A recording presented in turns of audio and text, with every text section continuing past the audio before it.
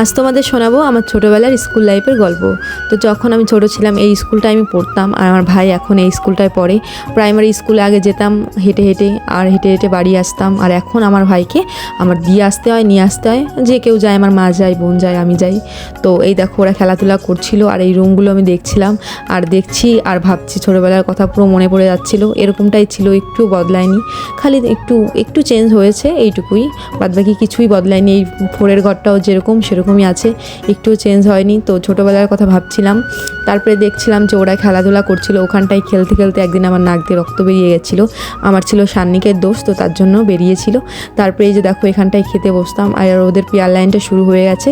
আর যখন pair line হতো একদম দৌড় দিয়ে চলে যেতাম, আবার শেষ হয়ে গেলে দৌড় দিয়ে এসে আবার খেলা শুরু করতাম।